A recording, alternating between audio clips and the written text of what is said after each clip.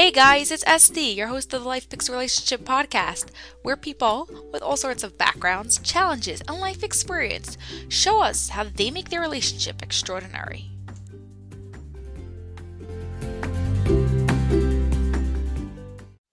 Hey guys, we're here this week with Meshulem Epstein. How are you? I'm well, thank you. So glad to have you here. You want to tell Good us a to be bit here. about yourself and what you do? For the past 20 years approximately, I have been focused on treating OCD and related disorders. Came upon it quite by accident. I was sent for a training, a private training with someone named Dr. Jonathan Grayson, well-known author, an expert in OCD, and I got very interested, and we really clicked, and we're still in touch until today. And I got very curious about the philosophical nature of OCD, not so much the compulsions, but a person's actually the relationship with uncertainty. That is really what got me thinking. And then I was asked to work in a very religious community where there was a lot of OCD around the religion. And the name for that is scrupulosity, in the word scrupulous. And so a friend of mine who is a scholar and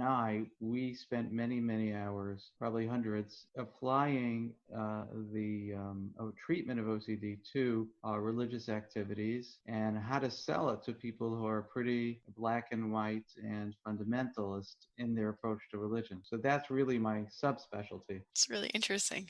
Completely new angle on the whole thing. Yeah, it's fascinating stuff. We had to interact with a lot of rabbis and make sure that what we're doing is kosher. And it did help that I come from that society and that environment. My father is a rabbi. My father-in-law is a very well-known expert in Jewish law. So I was sort of a known quantity, and I was coming out of the system, so that helped. It helped a lot. And then rabbis started telling people to come to me. So there was this implicit, what's the word? Implicit validation of the work that I was doing. It's very, very, as you will hear talk about treatment and all, it's very counterintuitive. So it's about not knowing for sure whether you're doing a sin or not knowing for sure whether you're performing your requirements. It's called a mitzvah in Orthodox Judaism.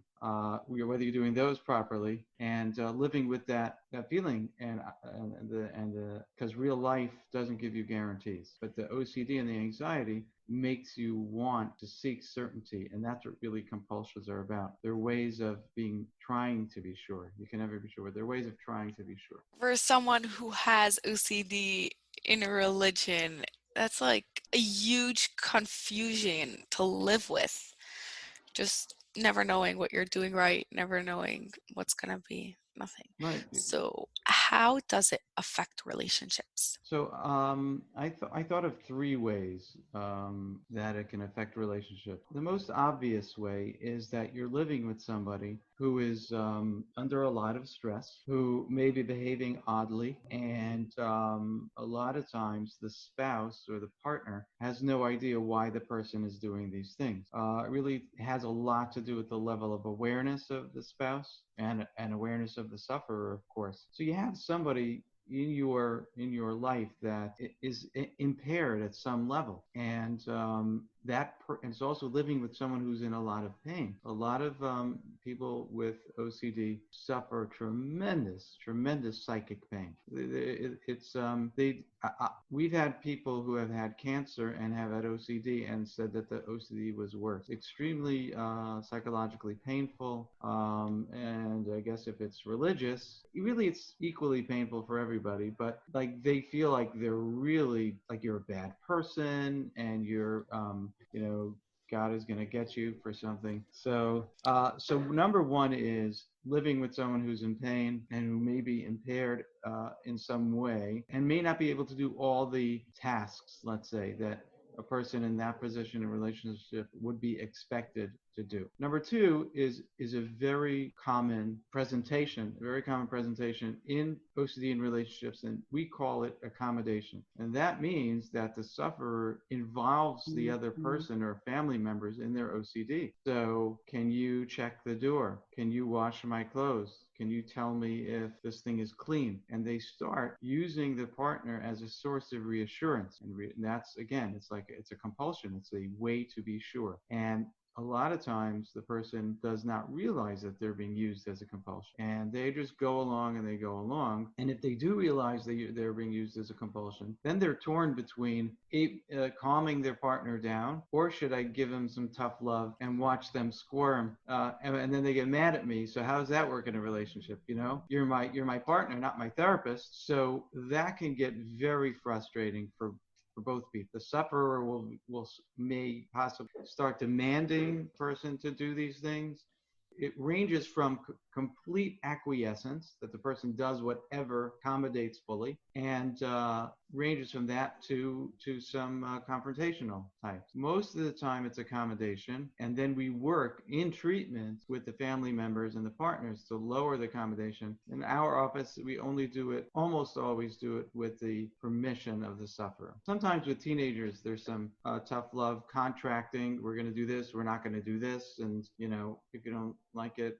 And it's usually done when the person doesn't want to go to therapy. That's when you start manipulating. But in relationships, the person could really bring someone else into their OCD, which now you have two people somewhat impaired. They're both following this new religion called OCD. So that is a very familiar scenario. It's called family accommodation, and it's very common. The third one is something that you may not hear about, and I'll tell you a story to illustrate it. I had a client that I treated as a teenager. You notice that no one ever says whether they treated the person successfully. They just says they just say we treated him. Anyway, which I worked with him, got somewhat better. I don't remember exactly, and maybe till he was 20, 21. And then didn't hear from him, and he got married. And one day he calls and comes into my office with his wife. And here's the story. He got married. Now, as we know, life events tend to trigger relapse. So marriage, divorce, death, moving, having a child, those kinds of things. So his OCD spiked when he got married, and his wife, they're both like, he's about 6'1", she was about 5'9", like taller people, big people. And she noticed that when he was among people, he was interacting with them, he was animated, seemed happy. When they were alone, he was very quiet. And she began to wonder if he was attracted to her, if he liked being around her. So she began exercising and watching her weight very carefully. She wasn't heavy, but she was worried about being attractive to her husband. And she became pregnant, and she got permission from her doctor. The doctor says you can exercise. So that was going on, and sure enough, the Hungarian mother-in-law came to visit and said, you don't look good. And she dragged this girl to NYU, I think it was, in the city, to a special, OBGYN. And he said, lady, you're starving your child. And the story does have a good ending where they had the baby, and the baby was a low birth weight baby, and perfectly healthy, small, not the kind of baby that these two, very tall people or over average people would have. Now, what was happening was he was lost in his thoughts. She interpreted that as him not being interested in her. And look what kind of havoc was wreaked by that. And it taught me a lot. The person is not present in the relationship. They always have something going on in their head, some worry. Sometimes people have mental compulsions. That means they try to figure things out in their head. And they just think they're worrying, but really that's what they're trying to do. They're trying to figure stuff out and get certainty in their head. And here you have this whole disaster. I mean, thank God, it could have been worse, because he was distant, and he wasn't able to be present. And that's something maybe people don't notice as often. Yeah, yeah, that's really interesting. So, how can someone who is in a relationship with someone that has OCD be able to improve their relationship, work things out, besides for just going to therapy? I would advise the person to learn as much as they can about OCD, not in order to train their spouse as, even if you don't have OCD, some people try to train their spouse. uh, but in order to really understand what's going on with their spouse and actually speak the same language. So instead of a spouse saying, why are you doing that strange behavior, they educate themselves. They can say, okay, what is the doubt or the uncertainty that's bothering you that's causing that behavior? So they'll both be on the same page. She or he is not going to get anywhere ordering the person to do something or to stop doing something. They say that saying stop it doesn't work. But they can, once the person has someone in their life that really understands the dynamic, that there is a doubt, that an intrusive thought is very upsetting, and I feel like I need to fix it or to get certainty. So now it's at least the topic is on the table and we're talking the same language, and we're both agreeing, even without saying it, that what's going on here is anxiety. You're not a weirdo, you're anxious. So anytime that happens, it's much easier to talk about it. And then maybe, he's in a position to make a different choice. Maybe I don't have to do these compulsions. Whenever you push against something, you get resistance. So the spouse, by learning to talk the OCD language and know what's going on, they have a much better chance of walking the person through it without pushing them around. Let's say you have an anxious kid. So instead of telling the kid to calm down or stop, don't worry, don't worry, don't worry, don't worry. Instead of that, you learn to say to the kid, are you feeling anxious? Or if it's a really little kid, you could say, is the anxiety bully bothering you? So now you can actually have a conversation about the anxiety. You're not butting heads with the kid. The same thing works with adults too. That you avoid confrontation and you just talk about the facts on the ground. So I'm very for talking about anxiety openly with either kids or partners, because that's really what it is. It's not about the checking the doors and checking the oven and I don't know, checking whatever you're checking. That's not what it is. It's OCD and anxiety, and let's just talk about that. And then at least you have your foot in the door. Yeah, Does that getting make to the sense? core, to the root of what it really is, not just stop checking Yes. the door. Really, why is that bothering you? Being able to coming from an understanding point of view and being able to understand them and talk about it. Right. It's not about the door. It's about uncertainty. Yeah, yeah. And And I think that when they have these conversations, it could even build the relationship more because you're not fighting, you're coming from a loving place of trying to connect. absolutely true. Absolutely true. I've seen that happen. People really appreciate their spouses actually in those situations. There's a certain acceptance that they feel. They feel very lucky to have those people in their lives. So that is very true. And then when the person feels understood, the spouse or the partner or the parent can say, if they once they build that trust or understanding, they can maybe they if they feel that they have they're in a good position to do it, they can say, do you think you can just hold this uncertainty? Do you think you can tolerate it? And we know that the person can, but the person themselves has to, step off the cliff and experience it. And it's hard. It's very painful for them. But your best chance of helping the person do that is understanding that it's the person feels the uncertainty in a very visceral, emotional level that we who don't suffer from OCD don't feel. It's like getting a gut punch.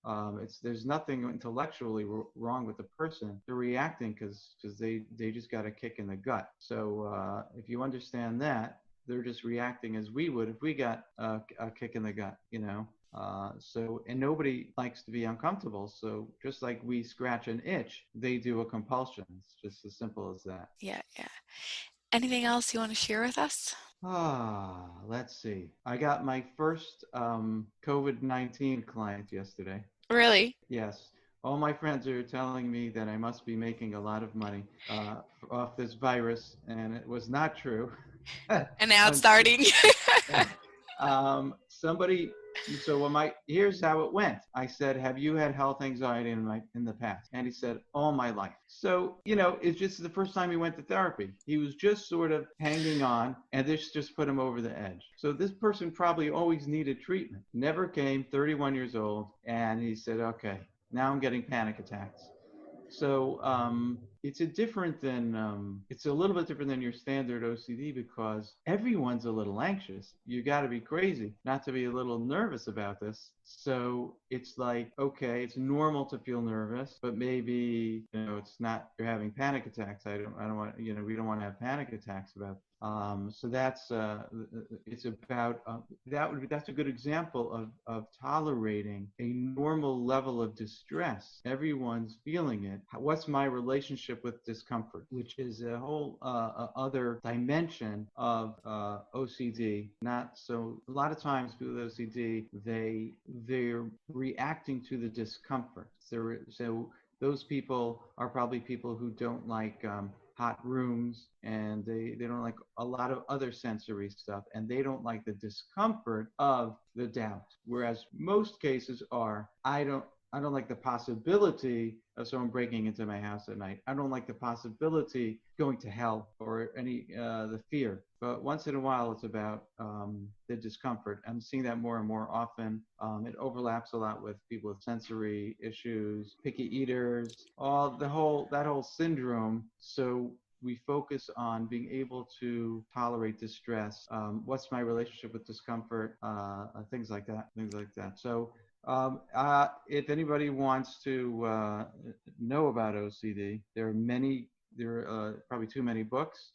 That Which ones do you recommend? Yeah, so I recommend from Jonathan Grayson, Freedom from Obsessive Compulsive Disorder. For kids, I recommend, or for parents of kids, Freeing Your Child from Obsessive Compulsive Disorder by Tamar Chansky, because it gives great analogies on how to talk to kids about OCD, and it helps the parents. Two more books. One for really little kids, like you read it with the kid, and it's by a lady named Dawn Hubner. She's on Amazon, and it's called What to Do When You Worry Too Much. It is about anxiety. And then she has another one that's specifically about OCD. I don't remember what it's called. You can find it on Amazon. And she has one, What to Do When You Grumble Too Much, for complaining kids, and What to Do When You Have Negative Thinking. It's really those are great. And then there's one more, which is interesting, which addresses the discomfort angle, the suffering angle, and it's a book about a type of therapy called ACT, Acceptance and Commitment Therapy, and that we use that as well as what we do is called exposure therapy, ERP, exposure and response prevention. The name of that book is Get Out of Your Mind and Into Your Life by Stephen Hayes. A very intelligent book, and it has a lot about this, how you relate to things that you would consider disruptive, annoying, painful, and that goes for physical pain as well. And they have a very good, you're not going to do every tool in the book. It's a workbook, has worksheets. You can either do them or don't do them, but a lot of very, very good ideas in that book. That is, for OCD, those are the ones that I recommend. Yeah. Awesome. Thank you so much. Great to talk to you. Anytime.